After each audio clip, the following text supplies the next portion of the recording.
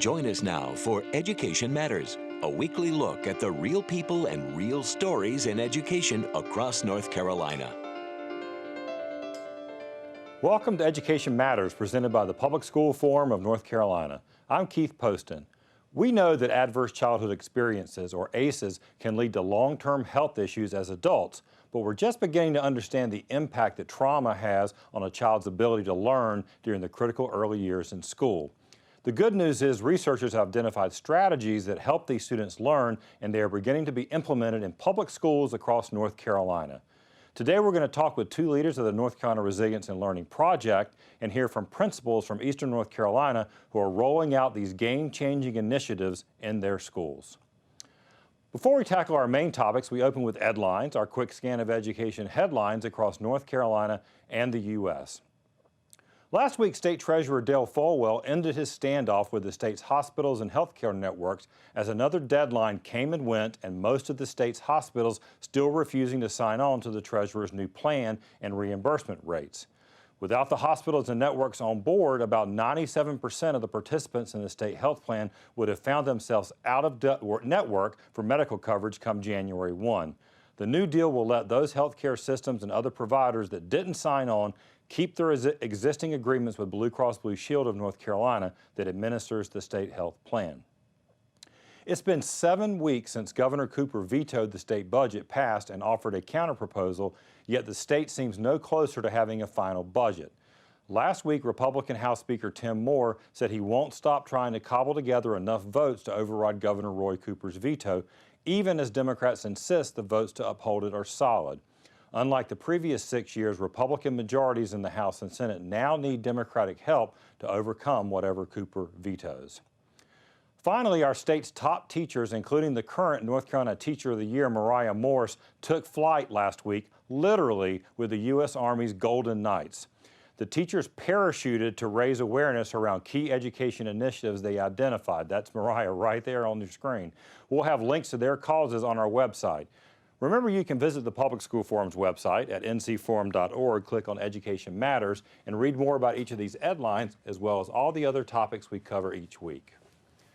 As I said at the top of the show, research has proven that exposure to various kinds of childhood trauma can affect our health into adulthood. But more recent research has shown a big impact on students' ability to learn in school, and we have two experts who are working with schools to address this critical issue. To my left, we have Elizabeth Dekonty. She is the director of the North Carolina Resilience and Learning Project, an initiative of the Public School Forum of North Carolina. Next to her, Dr. Katie Rosanbalm. She is a senior research scientist, Duke Center for Child and Family Policy at Duke University. So thank you both for being here. Thank you. Welcome back, actually. You've been on the show before, so thanks so much. All right, so let's, some of our viewers maybe have seen our previous show. They know a little bit, perhaps, about adverse childhood experiences, but let's start there first with you. I'm going to ask you, Dr. Rosanbalm. I guess first, talk to me about what are ACEs and sort of, what does that mean when we talk about childhood trauma in that way? Well, so adverse childhood experiences were first studied like 20 years ago and really included child abuse and neglect and household instability. So a parent with substance abuse or mental illness, a parent incarcerated. But really, we've started to understand that adversity spans to community violence and poverty and racism and just all of the significant stresses that kids can experience. Right, and so what we did learn about, and again, this was the 20-year-old study Kaiser Permanente did. I mean, they were a healthcare provider. They were looking at long-term health effects. So we learned a little bit about what these showed up in adulthood, right? Exactly. And so what we're seeing into adulthood is not just outcomes that have to do with academic outcomes, but also social emotional stability, all the way to health outcomes like cancer or stroke or heart disease. Right. Now, Elizabeth, where you come into the picture, the program that you're running is really looking at how these adverse childhood experiences show up in school.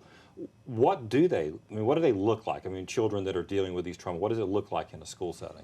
So when we talk with schools, really three big areas we know that this has an impact on students in the classroom related to learning and academic outcomes, their behavior, and then ability to form positive relationships both with the adults in the building as well as with their peers.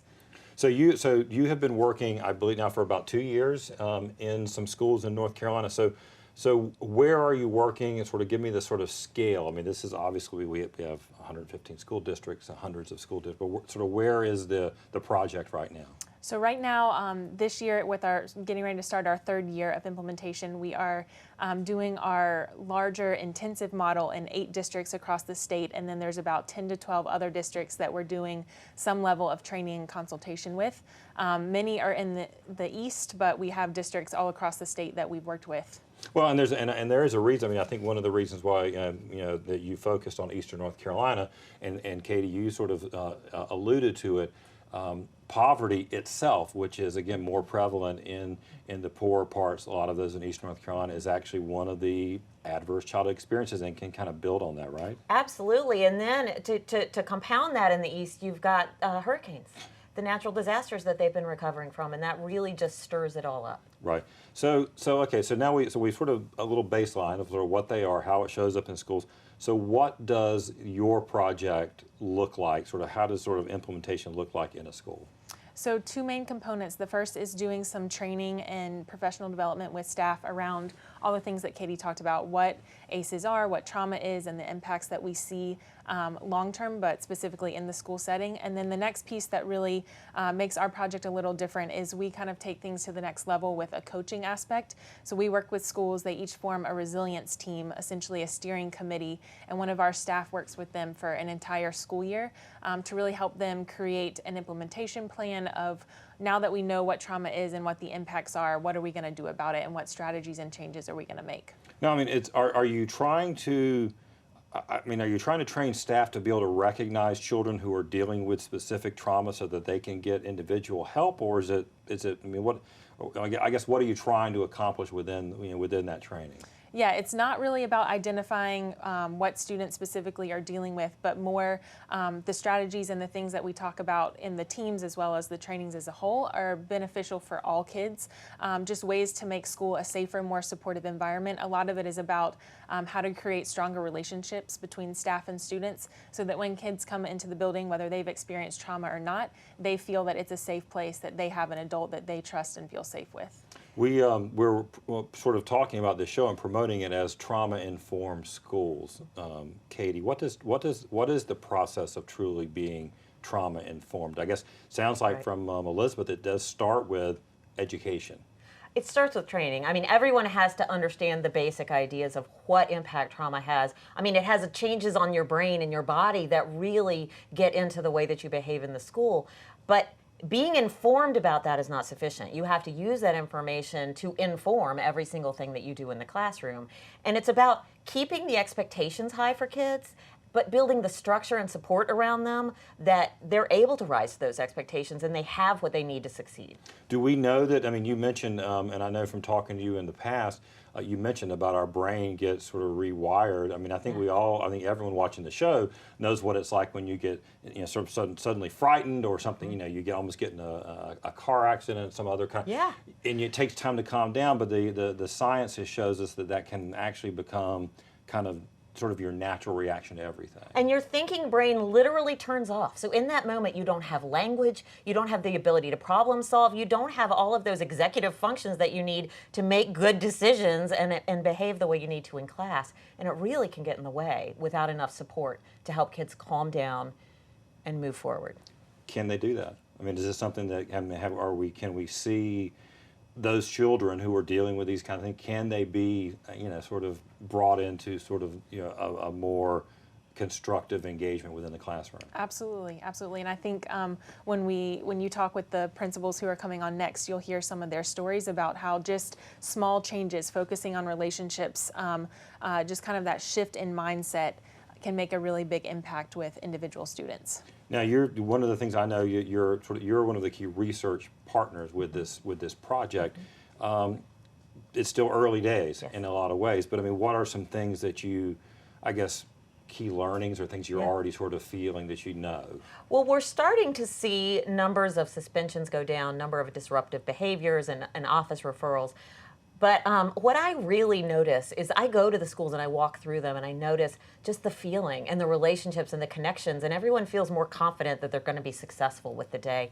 And I think one of the main things that we've learned is we got to start with the teachers, and we have to help them have the support that they need to take care of their stress, so that they can move forward and support the kids. Well, I mean, I don't know if you call it almost like it's like secondhand smoke. I mean, secondhand, yes. Is there such a thing, right? If you're secondary stress, secondary absolutely. stress, absolutely. And it's exhausting being a teacher, and the amount of support they need. I mean, they need it, or else they're not going to be able to do their job. To make this kind of a cultural change, this sort of shift. I mean, it's obviously not a one-year thing, right? Absolutely not.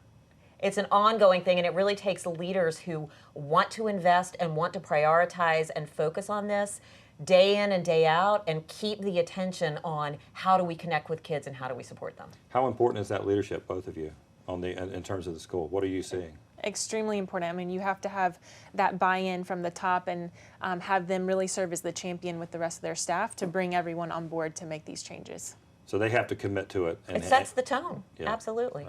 Well, we've got our next two guests are actually one assistant principal, one principal who I think you've both been working with for the last year. So we're going to find out a little bit more about their experience working directly with this program and find out what they're seeing. So, but thank you for sort of educating us and our viewers on the basics, and come back and talk to us again. Thanks for having us. Thanks so much. All right. After a brief commercial break, we'll be back to continue our discussion about how we can help students who are dealing with trauma succeed in schools. But first, see if you can answer this question. True or false, the prevalence of adverse childhood experiences in the U.S. is highest among Black, non-Hispanic children. Education Matters is brought to you each week in part by Town Bank, serving others, enriching lives.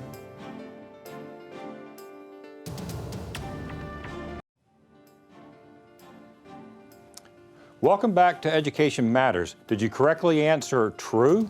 According to the National Survey of Children's Health, the highest prevalence of adverse childhood experiences in the U.S. is highest among Black, non-Hispanic children. Joining us now are a principal and assistant principal from Eastern North Carolina who are rolling out trauma-informed initiatives in their school. We have, to my left, we have Jessica Parker. She is an assistant principal at Phillips Middle School in Edgecombe County Public Schools. Next to her, Mr. Roderick Tillery. He is the principal of Baskerville Elementary School, Nash Rocky Mount Public Schools. Thank you both for being here. Thanks for coming in. Thank you for having us. All right, well, first of all, I just want to understand where you are and tell me a little about your schools. I'm going to ask you first, Jessica. So tell me about Phillips Middle School. Oh, man, Phillips Middle School is the best place to learn and experience love and belonging. That's what we anchor ourselves in our 2019-2020 school year.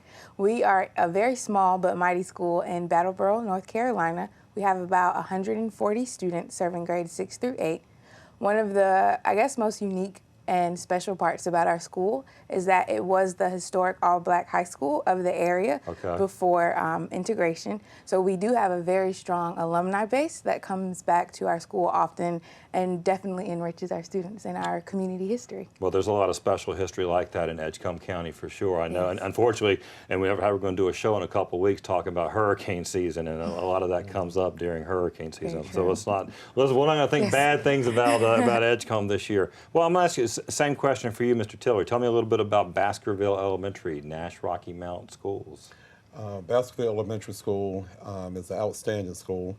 We have about 400 students there. We are located on the Edgecombe County side of Rocky Mount. So that's very unique. We're part of the Nash Rocky Mount school system, but our school physically sits there. Our mission statement simply says that the Ville is the village that makes the difference for you, me, and everyone today and forever. And so we constantly want to be reminded that we're making a difference in students' lives every day. When we think about our student body, even though we have about 400 students, probably about 98% of that student body is African American. Okay. And then the other 2%, I would say, we divide amongst the other races. But we have an outstanding student body, outstanding teachers who are committed to the resilience movement to make sure, again, that we're providing the best opportunities for our students every single day. Well, you just mentioned about the race of your students, and look, I mean, it's no secret. I mean, Eastern North Carolina has been a more economically depressed area for decades, and we've seen a lot of structural changes. I mean, what is like at Phillips, for example? Like, what is sort of the makeup in terms of like free and reduced lunch? Is it considered like a high poverty school? Yeah, Phillips is definitely considered a high poverty school. Our demographics are 75% African American, about 20% Latinx, and then 4% white, and then 1% 2 or more.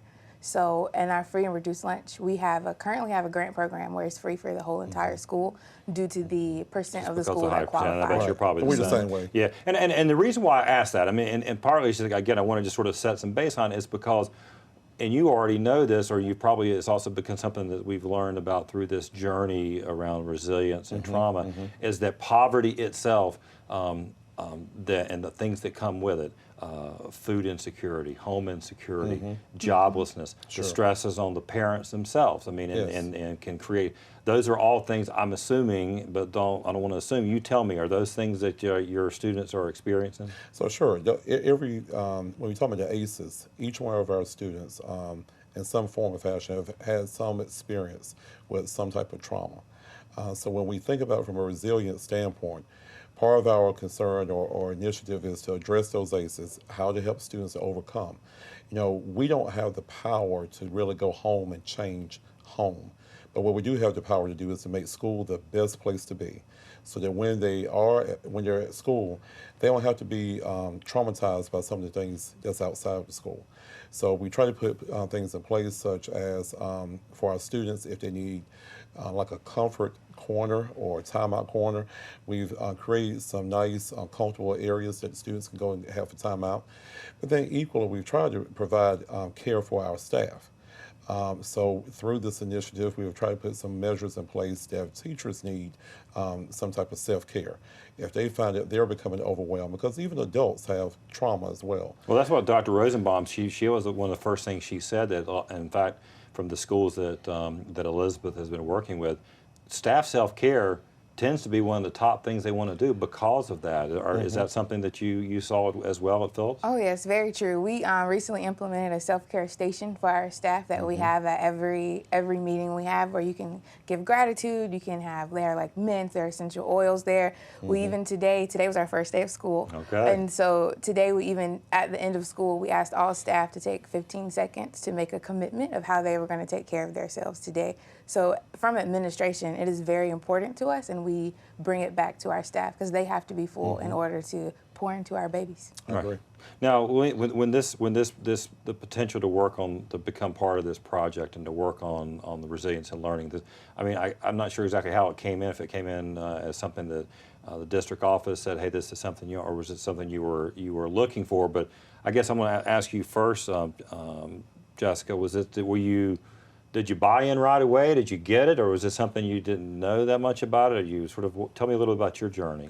Through the NELA program, which I was a part of, we did get some experience with adverse childhood experiences and learning about trauma-informed practices, but we kind of got the theory. And so with the Resilience and Learning Project, I was so excited. Like, I was chomping at the bit. Like, I didn't miss a meeting because now I knew the why. Now I needed to know the what and the how to make an impact and to make a difference. And with the Resilience team, we had highly educated intellectual people in that field come train our teachers, give us information, and help us design practices in our school that were trauma sensitive and that did build resilience in our scholars. Besides the staff, what are some of the specific things that you have implemented in your so you finished 1 year now? Yes. What are some specific things that y'all have done?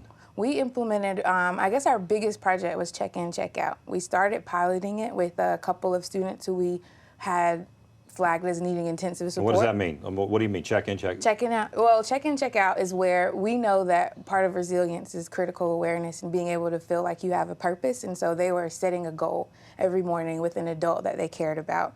Then they had to set the goal, and then the goal got checked in each period, and they got rated. And then they came back at the end of the day to check out with that same adult, and they looked at their progress, and we had conversations with them. And this was a way for us to begin to encourage all of our teachers to give positive feedback about a goal and saying what you can do next time and what you did well this time on that specific goal. And it really helped our students see and appreciate their progress and begin to set more and more goals for themselves and beginning to do it independently Well, as and it well. sounds like that's about a relationship deal because it is about having an adult. I mean, so what I'm envisioning, and maybe tell me if I'm wrong, you're literally looking at a child. So where are you today? Like, is there something? Is there something I need to know today? Did something go on? Did something go down last night that I need to be aware of so that I can sort of make sure that you have as good a day as you can have? Exactly. It was the first thing in the morning and last thing in the afternoon, where we wanted students to have that space to be able to be in a small group, which was very important, and build community and be able to express themselves with that adult. And that adult also was their person throughout the day. So if they did feel overwhelmed or need help regulating their emotions, they knew they could go to that adult and that adult would help them. Right. Mr. Tiller, same question for you. So give me some examples. What have y'all been doing during your first year? So during the first year, we have worked on the check-in, check-out, certainly with the students, working on building close relationships between students and mentors within our building and even from the community. We've worked on tap-in, tap-out, and that tap-in, tap-out was for the staff. So again, if the staff member felt overwhelmed, I need some help, right? Yeah, Okay. they would have a tap-out system in place where they could ask for assistance. We've worked hard on making sure that even from an admin stance, that we really took into account the needs of the students and what the students may have been experiencing that led to wherever may have brought them to our office. So I'll just say, backing up to a question I think you asked Ms. Parker, where I stood with resilience. In the beginning, it came to our school by way of our district office. We were invited to a meeting. 6 of our schools were going to put in resilience. Baskerville happened to be within the first year of this implementation. And so I was a little bit concerned because I felt like it was just one more thing that was being added to the plate. Yeah. I felt like, okay, this is another initiative we're just going to put on the plate. My teachers are real overwhelmed with so many things, so here's just one more thing. So I was resistant to resilience. But I will say that through the training, through working with all the professionals who came in to help us out, and just watching our staff transform, watching our students transform, I've found that it has been a phenomenal program to bring into our school. And I won't just say program, a phenomenal way of transforming the way we do business. That's and great. So I can say for myself, I've even approached things differently as from an administrative point of view.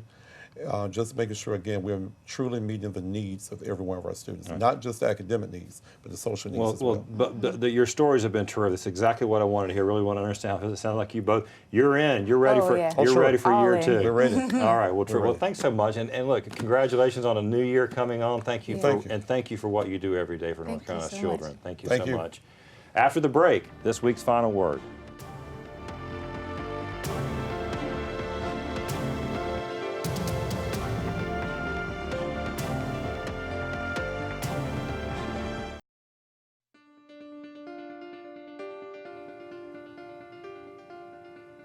When I personally began studying adverse childhood experiences and their impact on education and learning back in 2015, I had a very simplistic understanding of childhood trauma. Probably like many people, my mind immediately went to child abuse, whether it was physical or sexual abuse, and of course I knew that lifelong damage that causes, but I did not think about poverty or hunger or home insecurity or an incarcerated parent. I mean, in retrospect, of course my view should have included those things. When you have a trauma-informed lens, you begin to appreciate how much emotional damage so many children carry with them to school every day. Researchers like Katie Rosanbalm, who you met, help us understand how prolonged exposure to trauma affects our ability to focus and process information. My buddy Freebird McKinney, the most recent North Carolina Teacher of the Year, talks often about Maslow's hierarchy of human needs when it comes to students. Maslow said the foundation that everything rests on is having our basic survival and physical needs met. If a human doesn't feel safe in their world, nothing else matters. That's why much of the best resilience work in schools revolves around relationship building and helping children feel heard and valued. That's it for this week's Education Matters. Thanks for joining us this week, and we're going to talk to you next week. Thanks so much.